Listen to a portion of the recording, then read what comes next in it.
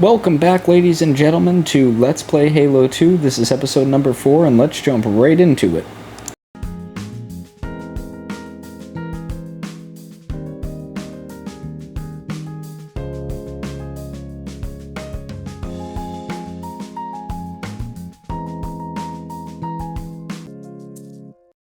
My apologies there for the very quick introduction.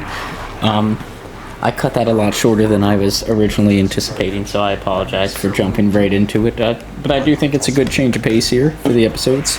And with that change of pace, let's have a soda pop.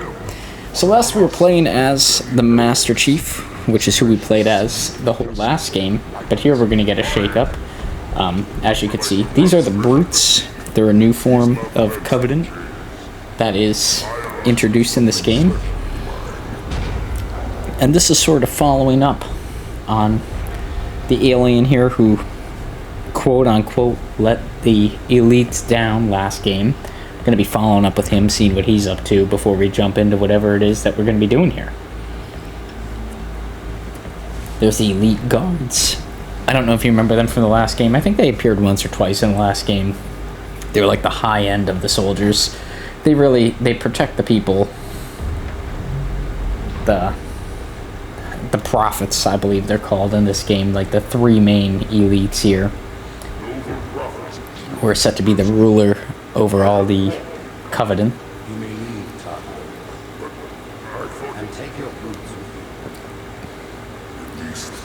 The Brutes, if you can't tell, they're really trying to prove themselves here. Him telling them to leave is sort of disappointing. But now we're meeting with the prophets themselves. And this is actually where we're going to get some... I don't know if I accidentally called him this in the first episode, but... we're going to get some context here on some alien history. So, not pivotal that you really pay too much close attention, but this is the house of the Arbiters. The Arbiters, really what they are... I know I have to talk over these guys just so that way I don't get copyright claimed and things like that. What the Arbiters are is they sign up for the mission solely... They sign up to be people who go into missions where they think that they're not going to make it out of them alive. This has been voluntary in the past, but being as this guy's life is already forfeit, they're going to ask him to step into that role to protect them with his life. And being the Arbiter is a great honor, so he's gonna want to take it. And you can see they're talking about a heretic because he's telling them the great journey isn't actually a great journey, which we know is a blatant truth. These guys don't know what's going on. So, to deal with the heretic, they're going to ask this Covenant to step up and become the Arbiter, who has a very unique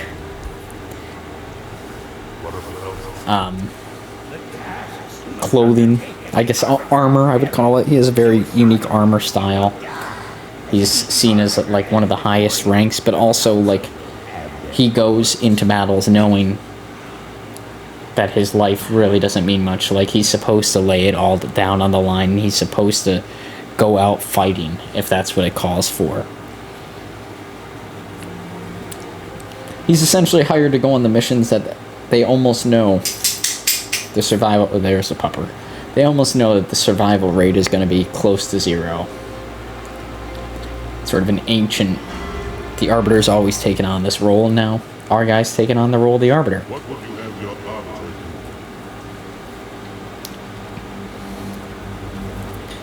So now that we got that intro out of the way, here we go on the Covenant ship.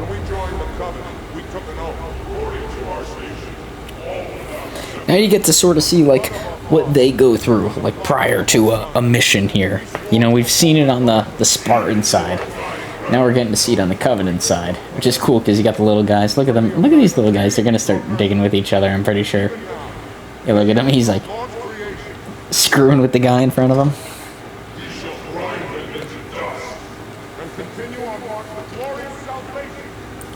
As much as I've crapped on those guys, man, those guys have hit us with needlers, bazooka fire, like everything. It's... This armor suits you, but it cannot hide that armor. Nothing ever will. You are the See, he's sort of humbled. He sort of knows. He's like, I did wrong, but I'm willing to forfeit what I've got here for the sake of everybody. that makes two of us.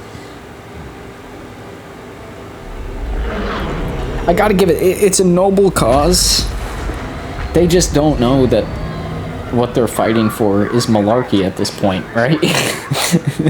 They think like they lost some great journey or something like that, but at the end of the day, it's there's no great journey, man. They start that Halo ring and all is gonna go to shit. They're going to silence this guy for being a heretic and going against that logic. There's our screenshot for the episode. And that's right. Hopefully it's no surprise after seeing that intro. We get to play as the Arbiter. So we get to play as the Covenant in this game, which is pretty darn cool. I will say that the story from the Covenant perspective is pretty awesome. And we're going to go over it here in a second, because we're going to get to see it. But instead of getting the flashlight capability like we get with the Master Chief, with the Arbiter, we get a timed invisibility cloak, which is pretty damn cool. I will say later in the game, it helps me quite a bit, especially when we start coming across some enemies that you'll remember from Halo Combat Evolved, but I'm not going to get into it too much until we see them. But it does come into benefit. It's like, you may wish to do the same, Arbiter. But you see, the Arbiter's whole purpose is supposed to go out guns a-blazing and be like, I'm ready to die. So, like, they always sort of give you the choice. There, I accidentally switched it to what it used to look like. If you want to pause, go back and pause and see what it looked like. I just can't figure out how to throw in the cloak right now. There we go. Now, I will say, the moment you attack, you lose your invisibility cloak, and you'll see the invisibility cloak is quick. It's not long-lived. And here is the carbine. I love the carbine. The carbine is one of my favorite guns in all of Halo. It is so good.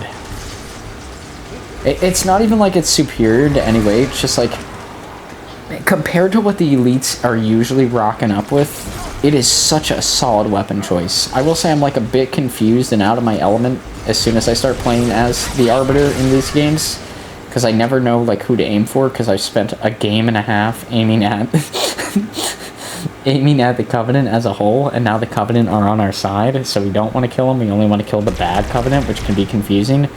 But yeah, this gun, it's a semi-automatic rifle here.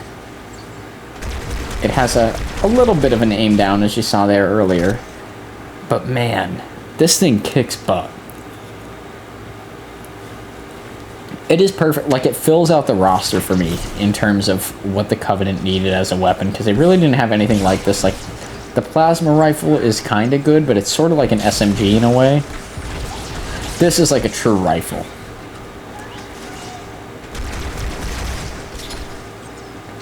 And it's decent on ammo. I wouldn't say it's great, but it's probably as good as the ballistic rifle on the Master Chief side. I mean, I'll just tell you, I'm just in love with this weapon. I've loved it ever since I started using it in this game. It will go down as one of my favorite weapons. It's not the best, but it's just so much superior to a lot of the weaponry that the Covenant use. Like, I really can't think of another weapon that I favor anymore. Another thing worth noting here, I do not use the invisibility capabilities. That's fucking funny. I don't use the invisibility capabilities like quite up to how they should be used, because anytime I hide behind one of these things, I can technically turn it on and then sort of confuse the people as to where I'm even coming from. it's something I underutilize a lot. I'm sure there's a lot of people out there who are really familiar with Halo 2 that use it all the time because it is a great approach. But it never sticks with me as being useful, but that's because I'm average Joe and I like to bum rush our opponents, and because of that, we constantly lose our whole team pretty consistently. Seen as, like, we haven't even made it through one room and my whole team is already dead. Okay, I go invisible here, so I did learn, but you'll see as soon as I attack, I become visible again, so it really is more for sneaking than anything else. And I said it last episode, but man, I do love the energy sword. But it runs out of ammunition, I guess you would call it there, quickly. I think the key with the energy sword is to only use it on bigger elites and things like that. Yeah, obviously I do not utilize it the best. I utilize soda pops the best, though. Best in the game, baby. We'll go back to the plasma rifle here a little bit because I want to consolidate some of the ammo for the carbine. Yeah, the plasma rifle really takes up like your spray and pray kind of situations. The carbine is really more your rifle. Is that an energy sword over here? This is more your close contact, up and personal kind of kill. I definitely love the energy sword more than I love the carbine, but man, the carbine is cool. Even just look at it. Just look at the damn thing. It has such an alien, unique personality. I love it so much. It is, if there's one thing that Halo 2 truly knocks out of the park, it's the use of the Covenant. Especially being able to play as them. Just strike that guy dead. Get him out of here. The use of the Covenant in this game is spectacular. It was a great way to, like, divert expectations. I need to stop using this on small guys. But it's such a great way to subvert the expectations of the player by doing something so small, because I can't imagine, like, the gameplay is significantly different from, like, a programming perspective or anything like that. But to give us two sides of the story is awesome. Oh, a Sentinel. For those that don't remember, the Sentinels protect the Halo ring. They are lifeless animatronic beings that float around. There's the little guy. I forget what his name is. What's the name of the little orb that flies around? He was Spark whatever, installation 17 whatever on the last Halo ring. The Oracles. Those guys are like the most advanced version, but they can attack, but they don't attack as frequently. Whereas the Sentinels go around and they're set to detect out threats and kill them. Mainly the Flood is what they killed in the last game. So there are times where it actually helps to leave them alive, because they can actually be of a great benefit to you. But if they detect you and want to kill you, you're better off killing them. I do know in the last game they didn't drop anything worth of value. Here you'll see in this game, if I hover over a dead one, I can pick up the actual little gun that they use. That thing right there. I don't know a singular use for it. I'll tell you, even against enemies you think it would be very useful against, it tends to be a stinker. That's been my personal experience with it. See, that's my guy. See, I'm constantly accidentally hitting my people. Because I'm so used to just attacking the Covenant that it's like a second nature. Like, just kill them. Just get them out of the way. I have to get, like, up close and personal and make sure who I'm hurting is even supposed to be who I'm hurting. See, that was a waste. Pick up plasma pistol. Here, we can pick up a little Sentinel guy. Can I at least give it a fire? Let's at least see what it looks like. Yeah, it looks exactly how you would expect it to look. I don't find it to be particularly useful anytime I pick it up. If anybody knows who it is good against without... I guess I'm going to give the caveat, please don't spoil it for people who have never played this game in the comments. Tell me who this gun is useful against. Without mentioning the one party that I know it's supposed to be useful against, but actually isn't. And if you could prove to me that it is, and I'm just speaking malarkey, then please feel free to do so, because there's supposed to be one group of enemy that it's extremely good against, that I have never found it to be particularly even decent against. And it's sort of the whole purpose of it. But I'm sure I gave away what I'm trying not to spoil in just saying that, but hopefully I didn't. Bam, bum rush him. Dude, I love the energy sword so much. It is such a threat. Especially coming right from Halo Combat Evolved, where anytime you would get hit with this thing, it would be, if you had even half your health down, this is a one-hit KO immediately. It was the peak technology of the elites in the last game. And it shines through in this game, because man, it is so fun to kill your enemies with it. Oh, I'm sorry, little buddy. I think he was trying to run and take one for the cause, though, so I do have to give him the Medal of Honor. That wasn't me mistaking him for an enemy. That was just wrong place, wrong time, man. When our grenades are set to stick to the body of the people, you kind of have to acknowledge that shit can happen. I will say, if you catch somebody off guard with the energy sword, I do think it's a one-hit KO. If they see you coming and you don't get a full strike, I do think it's a two-hit KO. There we go, I stuck him on the foot. I think non-team party-wise, that's my first successful stick of the game. Which is fun. The sticky grenades are fun to use, but they can be trouble, as you've seen. Look at the carbine, it's even like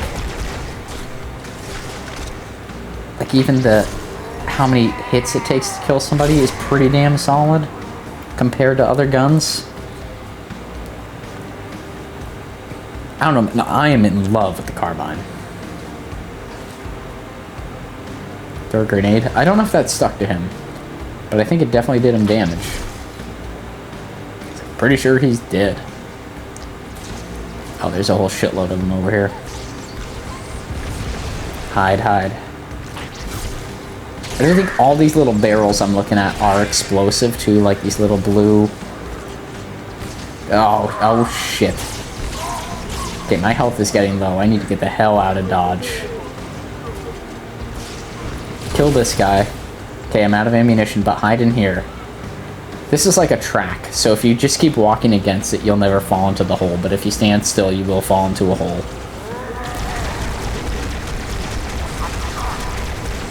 The Sentinels seem to be tamed down, too. Like, in the last game, they were everywhere.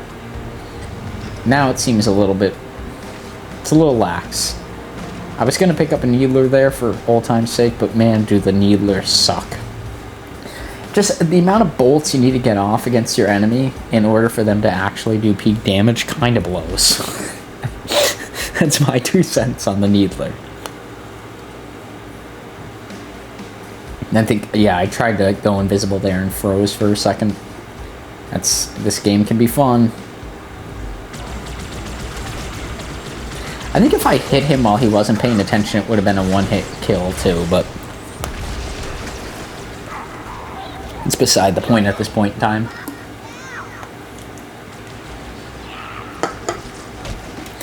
And another soda pop.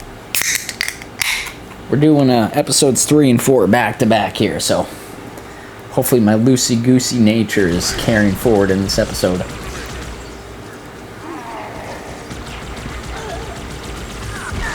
Oh! Okay, get the hell out of Dodge, come on. Man, it sucks when it gets close like that, but that's like when this game is at its funnest. That, and I will say, like, because right now as I'm posting this, I'm on about episode 8, and this game really gets to a point of, like, you need to repetitively go through things, and that's the only way forward. Like, you need to die and then go through it again, die, go through it again, die and go through it again to come up with strategies. And I think, like, the early game here is trying to teach me that, but I have some Halo experience, so I'm not getting completely blown out of the water in some of these areas. Whereas later in the game, I will tell you, like, the only advice I could give to somebody is, like, you're gonna die a lot, even on the normal difficulty, so just work through it. Do you have the carbine, sir? Yeah, there we go. How about my carbine back? I think the only thing better than the carbine that I've seen on the Elite side is the sword, which clearly is the best weapon. Fight me over that. And then if you could dual wield the plasma rifle, I think that's it. Like, those are your two.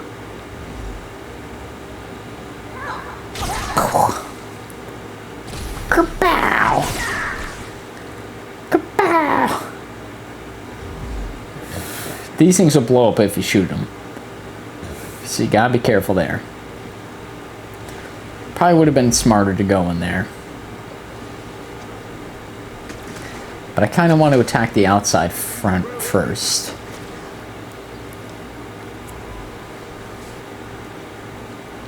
Okay, I guess this wasn't as big as I thought it was and wasn't like a whole circle.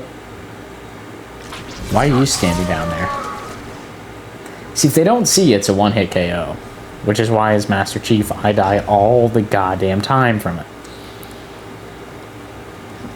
Because they come up to me all invisible-like, and then just take out my spine.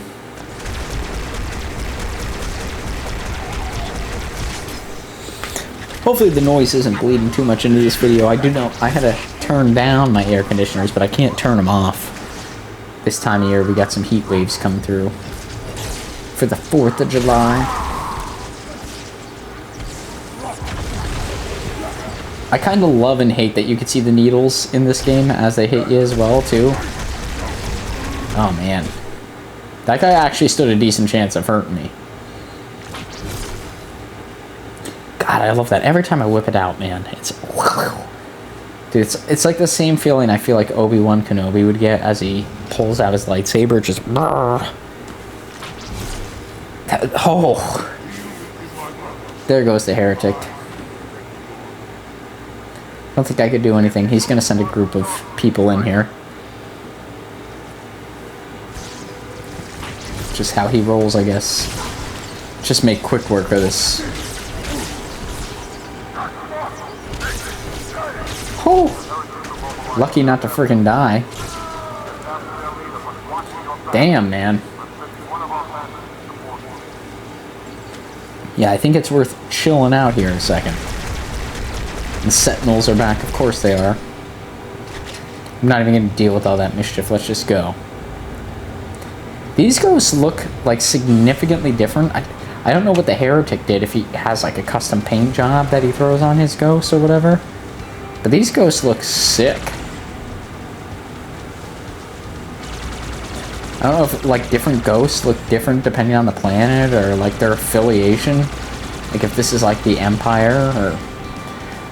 I don't know how to explain it, but like these just look so much better than the traditional ghosts. It's like a ghillie suit on top of the... Or not ghost, the Banshee. It's like a ghillie suit on top of the Banshee. And it's like, well, why isn't there more variety than... Like, why are they all that standard color? Is that the color of our armies? So that actually makes sense. I think I actually just explained it to myself. I think I'm just a dummy. I think I'm just a moron, folks. That's what it is.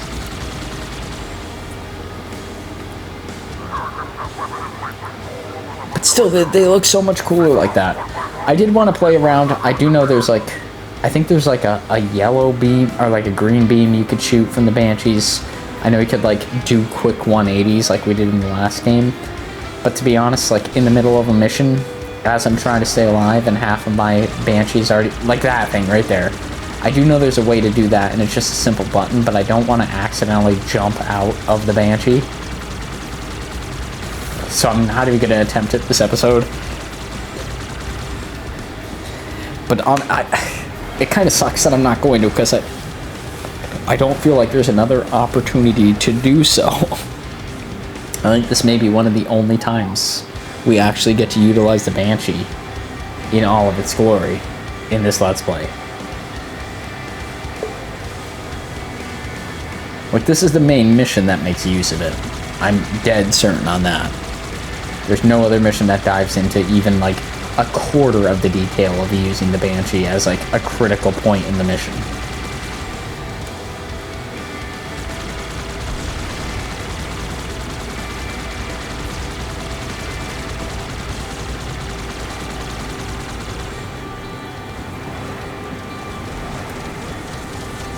And again, as in the last episode, man, our Banshee is surviving much longer than I thought it would have. In the last episode, it was like the tank, that it was like, how is this thing still alive? This episode, I guess it's Banshee. I have the theory that, like, whatever vehicle you are personally driving takes a lot more damage than the enemy vehicles, because I seem to hit them like a dozen times, and they're just out for the count. That's even less than a dozen there. But, like, they can hit me what feels like 50 to 60 times, and I'm still A-okay, good to go. Maybe that's because I'm on normal difficulty, but I feel like things should be balanced. As much as I know I would get more ticked off, the balance kind of feels off. With that being said, I see a couple more up here. I'm definitely going to swap out for a new one. Because if you can, why not? And, like, by default, they're the cooler color here. What the hell is going on? Somebody, if there's anybody watching this video that is on the Covenant's marketing team, let them know that this version looks cooler. It just looks cooler. There's no takeaway. I don't know what to tell you, ladies and gentlemen. It just looks cooler. Look at the damn thing. Maybe because I've seen so many of them the other color that it just doesn't stand out. You know, it's like seeing a yellow Mustang, you know? Do you really want to own it? Probably not. But it stands out because you haven't seen it all that much. Maybe that's what's sort of going on here. But for whatever reason, these just look more up to snuff. I don't know. I like them.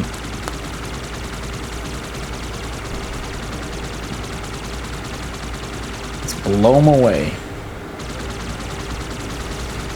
See, the enemies aren't even using this. Oh, the enemies aren't even using this color Banshee. They're using the standard Banshees that they got from us. But all around the map, we see this color Banshee. Why? Why? Tell you why. It's so that way they could stand out and we could target them and things like that. But why? This has become such a minor issue, but it's so perplexing in the actual lore of the story that I feel like I could actually have like a 20-minute rant on this topic. Like, nothing we have seen has made sense in regards to the colors of these Banshees. But with that being said, ladies and gentlemen, we are approaching the end of the episode.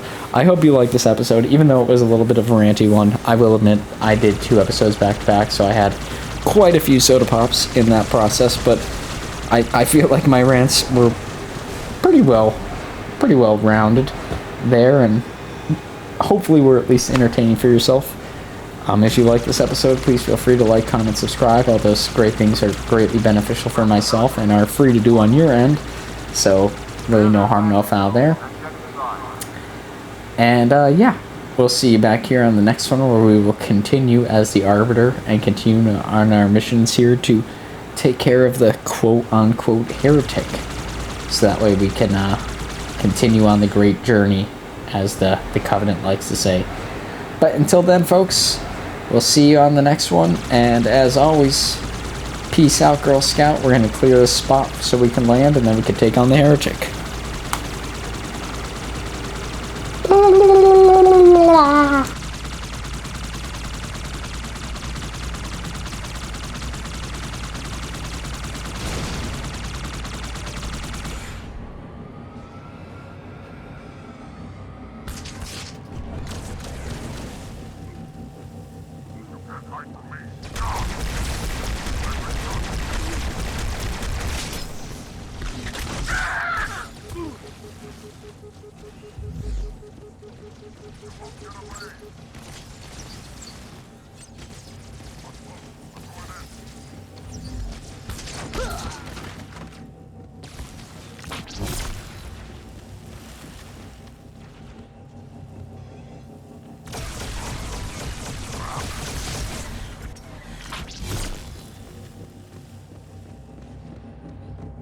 Make your mark, Arbiter.